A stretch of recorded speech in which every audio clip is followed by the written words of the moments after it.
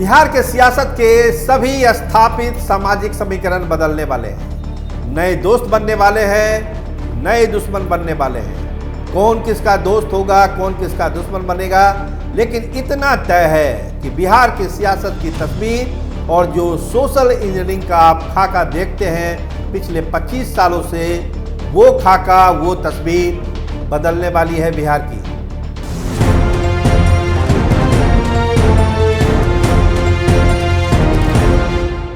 आप देखना शुरू कर चुके हैं Y24। मैं आपके साथ सरोज सिंह। क्या हो रहा है बिहार में?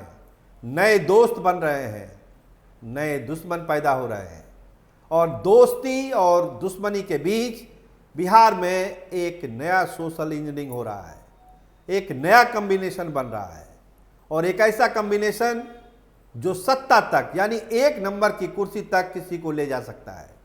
तो इसकी तैयारियां दिल्ली में भी है, पटना में भी है, बहुत सारी चीज़ें अभी बाहर नहीं आई है, लेकिन धीरे धीरे ही सही ये तस्वीर का खाका खींचा जा रहा है और बहुत जल्द इसके नतीजे भी आएंगे। तो हो क्या रहा है, तैयारी क्या है, किरदार कौन कौन से हैं, खिलाड़ी कौन कौन से हैं? तो इसके सबसे बड़े खिलाड़ी हैं प्रशांत किशोर। उनके साथ कौन है? एक चौंकाने वाला नाम आप सुन सकते हैं, वो नाम है चिराग पासवान। और तीसरे किरदार कौन है? राहुल गांधी।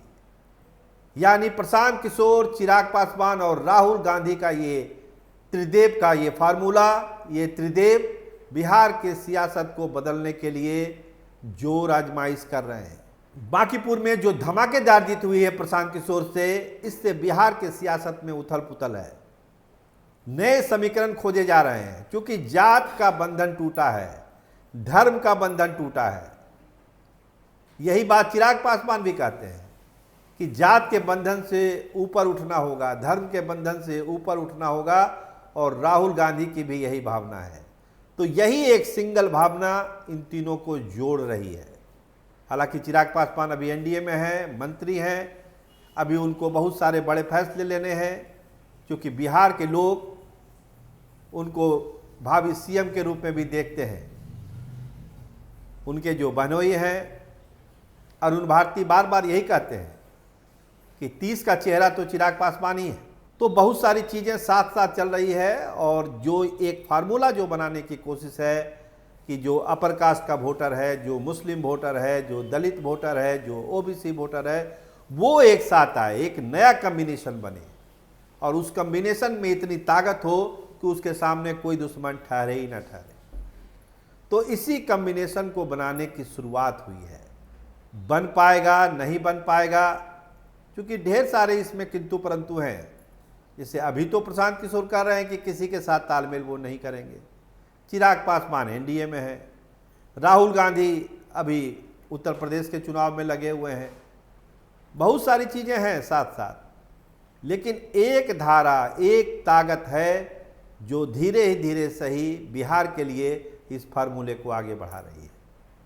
उनको लगता है कि अगर राहुल गांधी, प्रशांत किशोर और तेजस्वी एक साथ आएंगे तो मुसलमानों का स्वाभाविक रुझान इसी अलायंस की तरफ होगा।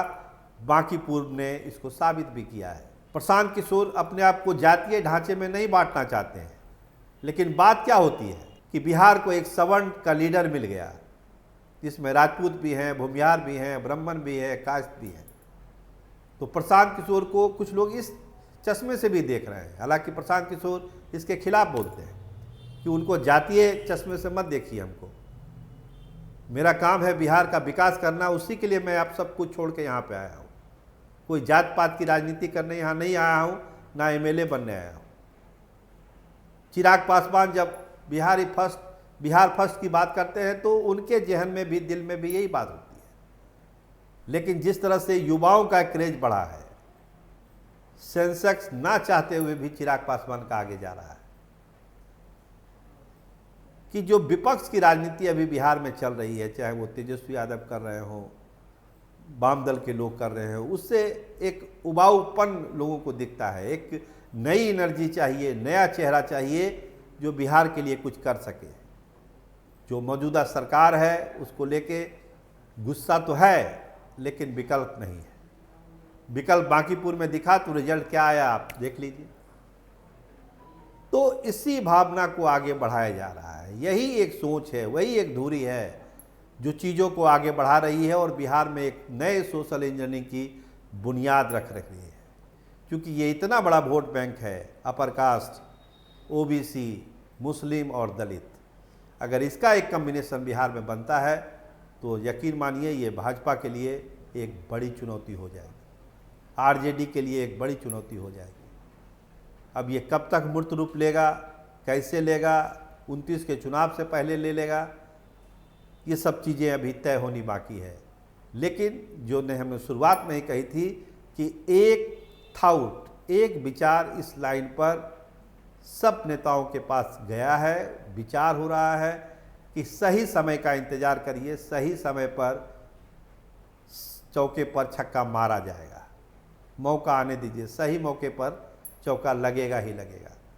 क्योंकि जो स्थिति है बिहार में, उससे तो यही लगता है कि एक नया विकल्प बिहार में उभरने के लिए छटपटा रहा है, एक मौके की तलाश है, और वो मौका जब आए आपको एक नया सोशल इंजीनियरिंग वाला नया गठबंधन बिहार में देखने को मिलेगा। आप देखते रहिए Y24। आपका बहुत धन्यवाद, आपका बहुत शुक्रिया। चैनल को सब्सक्राइब करिए, लाइक करिए।